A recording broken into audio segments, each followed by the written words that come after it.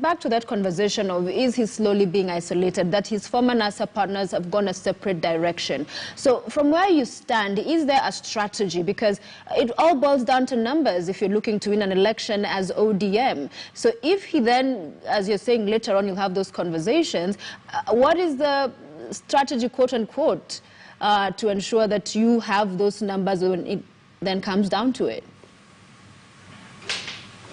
First of all, Sophia, I want to repeat again that there is no discussion between ODM and the Deputy President. And I want to confirm that the only telephone conversation which has taken place between Raila Odinga and William Ruto was yesterday or the day before, and when the Deputy President was asking, finding out about the health of Raila Odinga, and that I can confirm authoritatively. So what Sakaja is talking about regarding talks between us and DP is hearsay, is propaganda and rumors.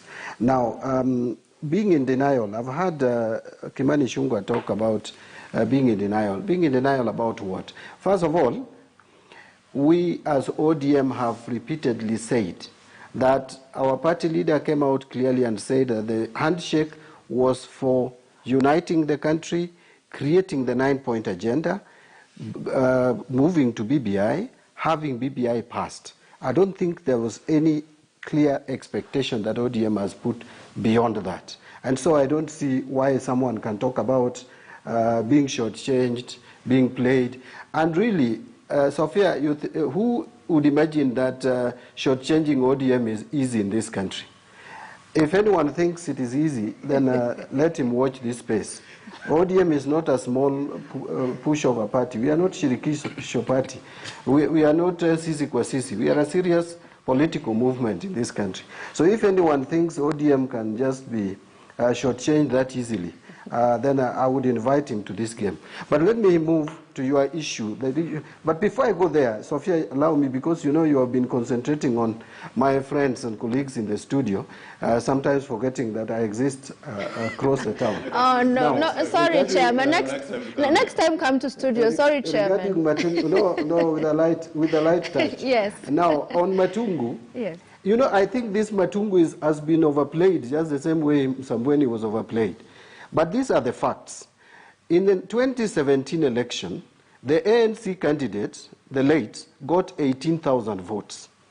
He was followed by this candidate who was won on ANC ticket as an independent candidate, and he got 10,000 votes. Now, if you add those two votes, the tally comes to 28,000.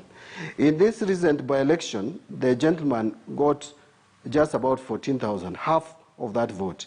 When you come to Were, who ran on Jubilee ticket in the last election, he had 8,000 votes. And the ODM candidate had 7,000 votes. And Were in this by-election had 11,000. That is after UDA, who basically benefited from some section of the Jubilee votes, had about 3,000. So 14,000, let's assume the election was free and fair, the by-election was free and fair. 14,000 against 11,000 is a difference of about 3,000.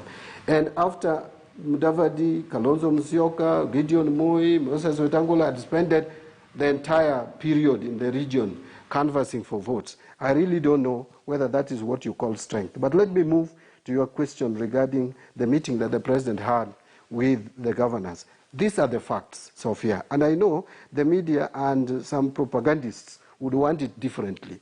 The president wanted to meet Mvurya and his deputy. But later they discussed with the party, my party leader, that he should also meet Alias and Joho and Amason Kingi. So the meeting between the president, Joho, and Kingi is something Raila Odinga was fully aware of. If he was in a better health, I'm sure he would have been in that meeting. But he's isolating as we speak. So I don't know whether it was expected to go there despite and disregard the COVID protocols. So this question of isolating Raila, I don't know where it is coming from. Joho is the deputy party leader, one of the deputy party leaders of ODM, actually running for presidency in on our ticket. So this propaganda, I think, serves no purpose. Whoever is driving it, I just want to wish them luck. I want to categorically say that as far as I'm concerned, ODM as a political party is intact and strong. You are talking about coastal party. This is not the first time we have had agitations about coastal party. There was Shirikisho party, remember? There was Kadi Wasili. But I want to tell my listeners and viewers, of course, that political parties in this country, if you want to unite a region or a community or whatever formation, you don't start by forming a political party. You first have a charismatic leader. Then that leader would get a political party, and that party would be a movement. If you start with forming political parties, we have had a number of examples, and we can count them. You remember Simeon Yachai had a party which was very strong in Kisii. Where is that party today? These parties that are formed on ethnic lines don't survive, and they don't last, and their lifespan is very short. So whoever wants to form a regional party or an ethnic party or ethnic-based party, I would want to just persuade them that they should think seriously. It can't lead you anywhere. And I don't see the coast disengaging from other Kenyans. The coast is largely in ODM. And by the way, I think ODM has been the target of many people. And for obvious reasons, we are a strong movement. Right. Remember, there was the narrative, just allow me to say this, there was the narrative that William Ruto, the deputy president, had already captured coast. When someone thinks that is not now making sense, you are coming now with this idea or narrative that coasts want to bolt out. People will talk. People will say we are tired. Even when you come to Luoland, but they told it to the South. Yeah, but no, Chairman, they told it to the party leader's face, Raila Odinga, and made a case for it when Odinga was at the coast. I know where you're heading. I know where you're heading. People have made those cases. People, where you're heading is that that Kingi said it at the coast.